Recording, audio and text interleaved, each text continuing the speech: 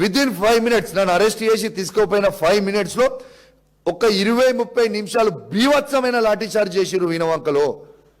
ఇది వాస్తవం కాదా? ఇది గ్రామ పంచాయతీలో మీరు సిఐడి ఆఫీసర్ గారు మీరు గ్రామ పంచాయతీలో కూర్చోబెట్టుకొని వీణవంక మండల ప్రజలందరినీ పిలువండి, వీణవంక మండలంలో ఉన్న గ్రామ పంచాయతీలో ఉన్న ప్రతి ఒక్కరిని పిలువండి. ఈ భయప్రాంతులని మా వీణవంక మండల ప్రజలు దర్శనం చేసుకోకుండా, వీణవంక మండల ప్రజలు దర్శనం చేసుకోకుండా, హుజరాబాద్ నియోజకవర్గం నుంచి భక్తులు దర్శనం చేసుకోకుండా, కరీంనగర్ జిల్లా నుంచి చాలా మంది ఇటు మానకొండూరు కావచ్చు, ఇటు కేశవపట్నం కావచ్చు, ఇటు సైదాపూర్ నుంచి కావచ్చు, కరీంనగర్ నుంచి కావచ్చు, చాలా మంది మా వీణవంక జాతరకి దర్శనానికి వస్తారు. వాళ్ళందరి మీద భయప్రాంతులకి మీరు ఎందుకు గురి చేసిర్రు? లాఠీ చార్జ్ ఎందుకు చేసిండ్రు? ఏంది కారణం లాఠీ చార్జ్ చేయనికే? భక్తుల మీద లాఠీ చార్జ్ ఎందుకు చేస్తుండ్రు? ఇలా ఒక వ్యక్తి కోసం నిర్వహిస్తున్నారా మీరు? అది ఇలా ప్రజల కోసం నిర్వహిస్తున్నారా? ఏం నిర్వహిస్తున్నారు?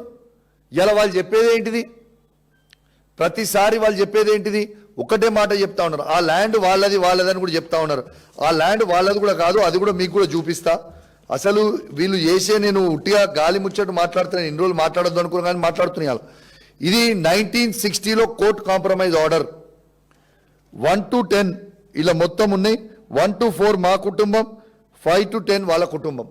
ఈ 4 acres ఆ 16 గుంటాస్లో 50% ల్యాండ్ వాళ్ళది, 50% ల్యాండ్ మాది. ఆన్ రికార్డ్స్లో ఆ ల్యాండ్ని మేము డొనేట్ చేసేసినాం కాబట్టి ఆన్ రికార్డ్స్లో మేము ఎక్కించుకోలేదు. ఈ కాంప్రమైజ్ ఆర్డర్ మొత్తం కూడా ఉంది, మీ అందరు కూడా మళ్ళీ వాట్సాప్లో కాపీ పంపిస్తాను. అయినా ఇది ఆ ల్యాండ్ పంచాయతీ కాదు. అసలు గవర్నమెంట్ ఆర్గనైజ్ చేయాల్సింది. అసలు కోర్టులో ఎండోమెంట్ డిపార్ట్మెంట్ ఎట్లా గివప్ చేస్తారు ప్రైవేట్ వ్యక్తికి? ఎన్నో సంవత్సరాల నుంచి ఆడ ఎండోమెంట్ డిపార్ట్మెంట్ చేస్తూ ఉంది. ఆ ఎండోమెంట్ డిపార్ట్మెంట్కి కాంట్రిబ్యూషన్ కూడా వాళ్ళ నుంచి వచ్చే డబ్బు కూడా కడతా ఉన్నారు. మరి ఇవన్నీ బంద్ చేసి ప్రైవేట్ వ్యక్తులకు వత్తాల్సి పలకాల్సిన అవసరం ఏముంది గవర్నమెంట్?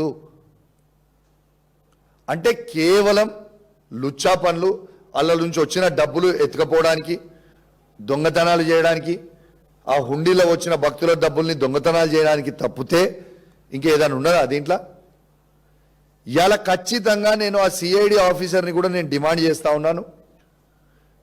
మీకు నిజంగా ఎంక్వైరీ నీతి నిజాయితీగా చేస్తానంటే మీరు డేటు టైము బహిరంగంగా పెట్టి ఆడ ఎంక్వైరీకి మీరు రండి. ప్రజల్ని పిలుచుకోకుండా మీరు ఆ దొంగ అయిన హుజరాబాద్ దొంగ ఏసీపీని, ఆ జమ్మికుంట రూరల్ అయిన దొంగ సిఐని కూసబెట్టుకొని మీరు ఎంక్వైరీ చేస్తుంటే అది ఏం ఎంక్వైరీ? అది ఎంక్వైరీ అయితే వాళ్ళు నిజాలు చెప్తారా? చెప్పనిస్తారా నిజాలడా? వాళ్ళ ఇంటికి మీరు ఎట్లా పోతారు? గౌరవ డీజీపీ గారు ప్లీజ్ నేను ఒక్కటే మిమ్మల్ని డిమాండ్ చేస్తూ ఉన్నాను. మీరు సిఐడికి పంపించినాను. సిఐడి ఆఫీసరు హుజరాబాద్ ఏసీపీ గారు పెట్టిన భోజనము, హుజరాబాద్ ఏసీపీ గారు పెట్టిన టీ కాఫీలు అన్ని దాగి ఆడ ఏం ఎంక్వైరీ చేస్తాడు? హుజరాబాద్ ఏసీపీ గారు ఇంట్లో కూర్చొని ఆ ఏసీపీఏ మనం దొంగ అని చెప్తున్న తర్వాత ఆ ఏసీపీ గారు ఇంట్లో కూర్చొని ఏం ఎంక్వైరీ చేసినట్టు? బహిరంగంగా ఎంక్వైరీ చేయాలి. ఏ ఎంక్వైరీకైనా నేను సిద్ధంగా ఉన్నా. ఖచ్చితంగా మాది నీతి నిజాయితీగా ఉంది. ఇవాళ వాళ్ళు తప్పు చేశారు కాబట్టి ఆ ముగ్గురు ఆఫీసర్లు తప్పు చేసిన దాన్ని సర్వం కప్పుకునే ప్రయత్నం చేసుకుంటా ఉన్నారు. దయచేసి మీ పోలీస్ ఆఫీసర్స్ అందరూ కూడా బలి కావద్దు.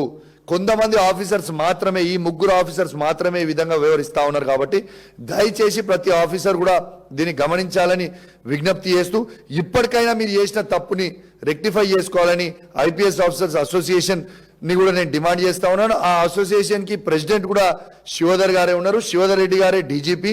మరి ఇప్పుడు కన్నా మీ తప్పుని రెక్టిఫై చేసుకొని ఇవాళ క్షమాపణ చెప్పి మా తప్పు అయిపోయింది, రేవంత్ రెడ్డి గారు చెప్తే మేము చేయాల్సి వచ్చిందని చెప్పి దీన్ని లెటర్ విడుదల చేయండి, దీన్ని ఓపెన్గా ఇది క్లోజ్ చేద్దాం. లేదు అంటే ఎంత దూరమైనమైనా మంచిదే. ఖచ్చితంగా ఈ ముగ్గురు ఆఫీసర్లు సస్పెండ్ అయ్యే వారికి మాత్రం ఊరుకునేది లేదు. ఖచ్చితంగా డీజీపీ గారు కూడా ఈ ముగ్గురు ఆఫీసర్లని, కరీంనగర్ సిపి గారిని, హుజరాబాద్ ఏసీపీ గారిని, జమ్మికుంట రూరల్ సిఐ గారిని సస్పెండ్ చేయాలని కూడా నేను డిమాండ్ చేస్తూ సెలవు తీసుకుంటా ఉన్నాను. జై తెలంగాణ, జై కేసీఆర్. Thank you.